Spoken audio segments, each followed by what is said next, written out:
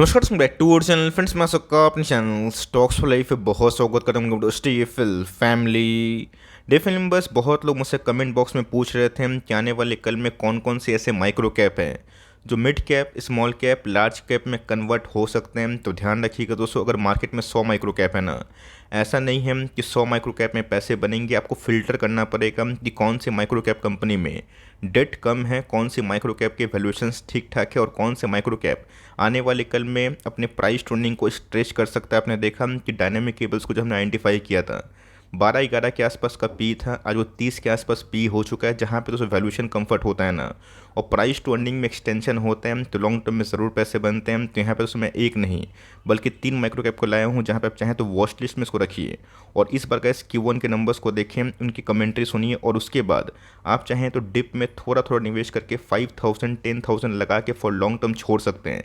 और फटाफट डिस्कस करेंगे कि कौन कौन से माइक्रो कैप को मैंने अभी के टाइम डिस्कवर किया है जिनके अंदर वैल्यूएशन कंफर्ट है और आने वाले कल में प्राइस ट्रेंडिंग स्टेज होने की संभावना ऑफ कोर्स हो सकती है। चैनल फर्स्ट टाइम होंगे सब्सक्राइब कर सकते हैं इस तरह क्वालिटी कंटेंट को सबसे पहले एक्सेस करने के लिए। Now without dealing any for time let's begin.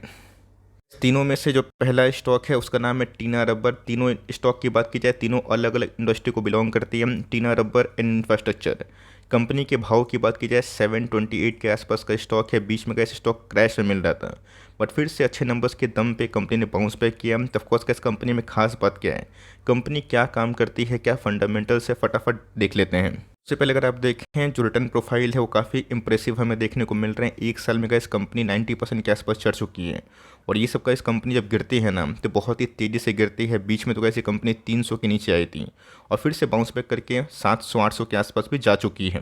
बात 5 ईयर्स की, तो 5 ईयर्स में गैस प्रोफाइल बहुत ही इंप्रेसिव हमें देखने को मिल रहे हैं। 1500% के आसपास पैसे बनना मामूली बात नहीं होती है और ये सब कंपनी का जब गिरती है ना, जब बियर मार्केट आता है तो 70% के आसपास भी क्रैश हो सकती है। इसलिए गैस बड़ा पैसा इन सब कंपनी में मत लगाइए। यस लगाते हैं हम तो छोटा पैसा लगा के 5000 10,000, जिससे आपकी फाइनेंशियल स्टेबिलिटी डैमेज ना हो। बिकॉज रिस्की बेट है तो रिवॉर्डिंग भी होगा, लेकिन कंपनी अगर बड़ी बन जाती है तो लॉन्ग टर्म में अच्छे खासे पैसे बनेंगे। बीच में गैस लगा था कि स्टॉक और भी गिरेगा बट एक स्ट्रॉन्ग क्वार्टर नंबर्स के बाद स्टॉक में अच्छी खासी रैली हमें दिखाई ज़रूर दी है। स्टॉक की बात की जाए तो देखा गया तो गैस जो प्रीवियस हाई है तोड़ के कंपनी ने अच्छा लाइफ टाइम हाई को क्रिएट किया। तो बीच में गैस मैंने क्या बताया कि ये सब कंपनी अब नहीं चलती है ना तो काफ़ी पेनफुल मोमेंट होता है। 3 साल 2 साल लोगों को लगता है कि मैं अटक गया बट जब कंपनी भागती है तो कंपनी का बहुत रिवॉर्डिंग मशीन बनती है। तो आपने देखा कि सेम ऐसे बहुत सारे माइक्रो कैप का चार्ट हमें दिखाई पड़ता है बट फोकस में कब आता है, जब कंपनी में ब्रेकआउट हमें दिखाई देता है। सबसे पहले गैस बिजनेस को फाइंड करिए, बिजनेस को परचेज करिए, भाव को परचेज मत करिए। भाव सेकेंडरी है, बिजनेस प्राइमरी है। बिजनेस सही रहेगा तो लॉन्ग टर्म में गैस कंपनी अच्छा प्रदर्शन करेगी। Primary gas Tina rubber and infrastructure करती क्या है, जितने भी गैस ओल्ड टायर हो गए या फिर वेस्ट टायर हो गए जिनकी लाइफ साइकिल ख़त्म हो चुकी है, उनको दोस्तों ना एक कन्वर्टेबल आइटम की बात की जाए, क्रम रबर या फिर स्टील वायर उससे ऑब्टेन करती है। मतलब तो सब प्रोडक्टिव काम में कंपनी काफ़ी आगे है। वेस्ट को ऑफकोर्स छाँट वोट के उसमें गैस जो जितने भी प्रोडक्टिव या फिर की एलिमेंट हैं उसको कंपनी रिफाइन करती है, उससे कंपनी ऑफ कोर्स पैसा कमाती है। तो ये गैस कंपनी का बिजनेस मॉडल है।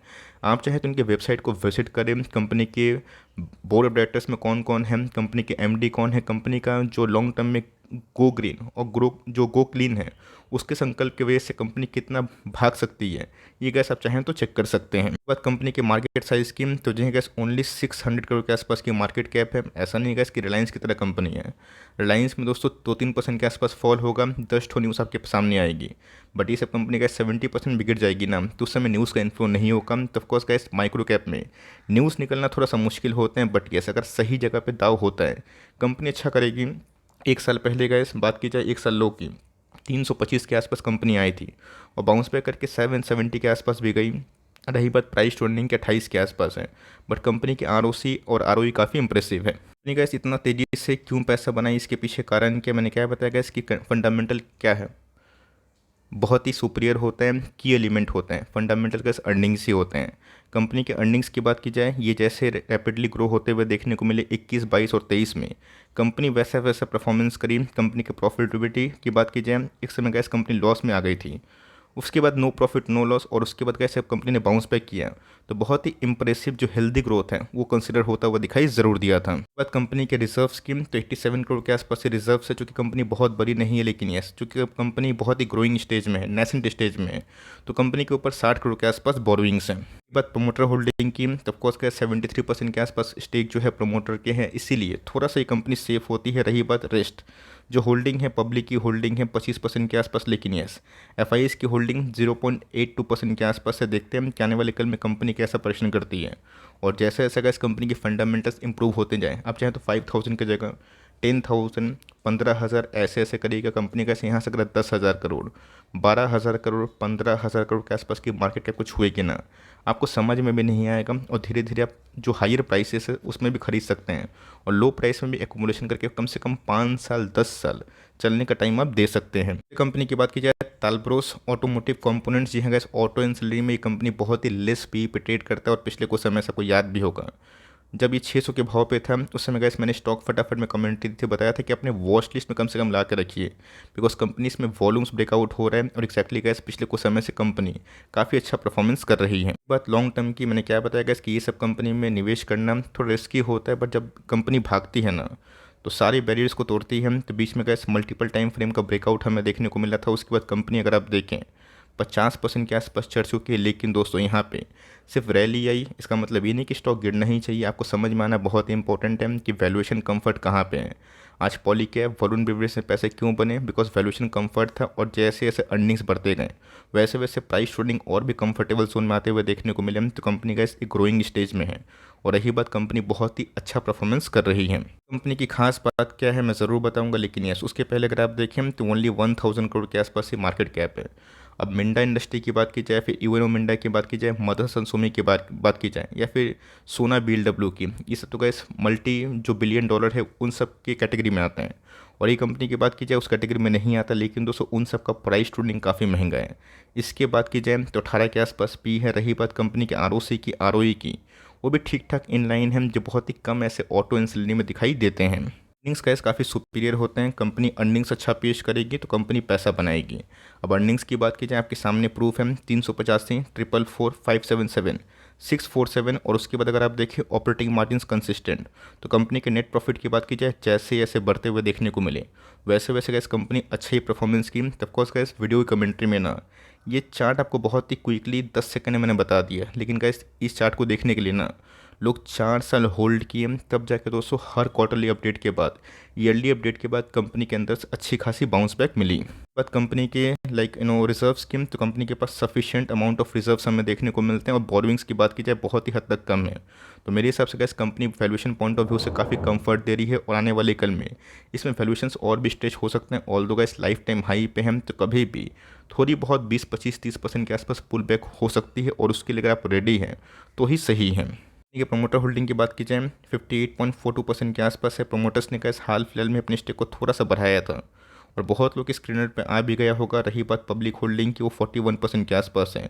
इन सब कंपनी में कैसे आपको बड़े बड़े एफ और डी के पैसे दिखाई नहीं पड़ेंगे, बिकॉज जो बड़े एफ आते हैं और डी आते हैं ना, डी और डोमेस्टिक फंड ही हो गए, तो कैसे उनकी एक ही होती है कि पैसे हमें स्टेबल इंडेक्स से बड़ा बनाना है। उनके कैसे कोई मानसिकता ये नहीं होती कि मल्टी बैगर बनाना है। उनको इंडेक्स से ज़्यादा पैसा बन गया तो क्लाइंट खुश होते हैं, और जो फॉरेन निवेशक उनको क्या चाहिए कि इन्फ्लेशन को बीट करके इंडिया के ग्रोथ में पार्टिसिपेट करना है। तो आने वाले कल में कैसे अगर आपको छोटी कंपनी में निवेश करना है ना, वो क्वाइट स्किल वाला काम होता है, और इक्वली रिवॉर्डिंग के संग रिस्की भी होता है। ये कंपनी की बात की जाए, मैंने कैसे टीना रबर के बारे में बताया, तालब्रोस के बारे में बताया। अब दोस्तों डायमंड्स केमिकल्स, ये भी दोस्तों एक बहुत ही अच्छा बेट है। डेट फ्री कंपनी है, 607 के आसपास ट्रेड कर रही है। सब कंपनी में गैस वही खेल हमें देखने को मिलता है, चलता तो गैस कभी कभी 2 साल 3 साल भी नहीं है, और जब भागता है तो बहुत ही अच्छे पैसे बना के देता है। बीच बीच में कैसे गिरावट होती है ना, आप देख सकते हैं कि बड़ी बड़ी होती है, और उसके बाद जब पैसे बनते हैं तो ही बड़े बनते हैं। इस कंपनी में खास बात क्या है, चलिए गैस उसको डिस्कस करना ज़रूरी है। इस बात की जाए तो जी गैस मात्र 600 करोड़ के आसपास ही मार्केट कैप है, मतलब बहुत ही बड़ा ग्रोइंग जो साइकिल है ये इसके लिए वेट कर रहा है। कंपनी 10% के आसपास करेक्शन हो चुकी है, 14 का पी है, जो कि मेरे हिसाब से बहुत ही अच्छा है, हेल्दी है, और कंपनी के आरओसी की बात की जाए, आरओई की बात की जाए, बहुत ही इंप्रूव्ड है। मतलब गाइस ट्रू सेंस में जिनके प्राइस अर्निंग कम हो और कंपनी 3 गुना 4 गुना आरओई और आरओसी प्रोड्यूस करे, company guys under valued category में आ जाती है। ये दोस्तों फंडामेंटल्स रूट्स हैं, फंडामेंटल की हैं कोई भी कंपनी। गाइस आप मुझे बता दीजिए कि जिनके मार्जिन्स इंप्रूव नहीं हुए, प्रॉफिटेबिलिटी इंप्रूव नहीं हुए, टॉप लाइन इंप्रूव नहीं, कंपनी भागी नहीं।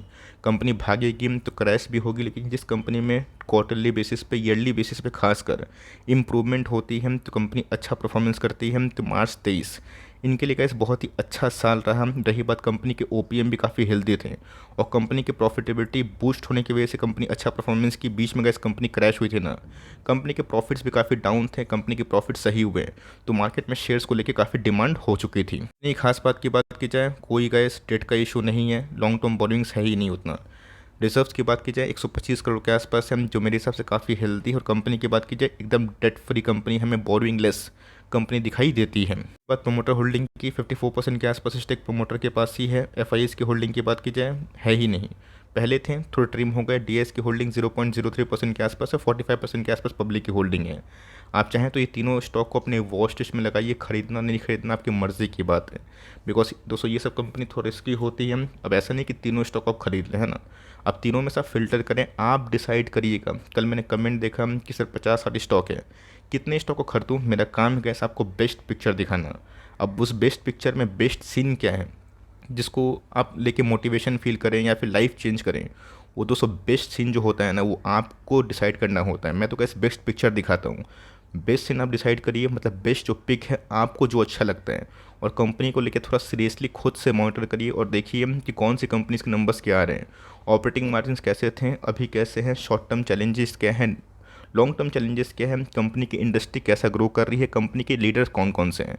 ये सब में कैसे अगर आप फोकस करते हैं तो मेरा ऐसा मानना है कि बस 1 2 3 स्टॉक ही मिल गया ना, लाइफ में बल्ले बल्ले हो जाएगी। तो तीनों स्टॉक में ऐसा नहीं कि बहुत तेज़ी से पैसे बन रहे हैं तो बनते ही रहेंगे, बीच बीच में गिरेगा भी। बीच में मैंने दिखाया ना कि 70% के आसपास, 60% के आसपास ऐसे ही कंपनी गिर जाती है बियर मार्केट में, लेकिन बुल मार्केट में कंपनी मल्टीफोल टाइम्स पैसा बनाती है। तो आपको तीनों में से कौन सी कंपनी इंप्रेसिव लगी, प्लीज़ कमेंट बॉक्स में बताइएगा। और पिछले कुछ समय से अगर आप तीनों में से किसी को होल्ड कर रहे हैं वो भी लिखना ना भूलिएगा। वीडियो अच्छी लगी तो प्लीज़ लाइक करिएगा, चैनल फर्स्ट टाइम होंगे सब्सक्राइब करके बेल आइकन को प्रेस करना भी ना भूलिएगा। तो गाइस मिलते हैं जल्दी ही, तब तक के लिए बाय।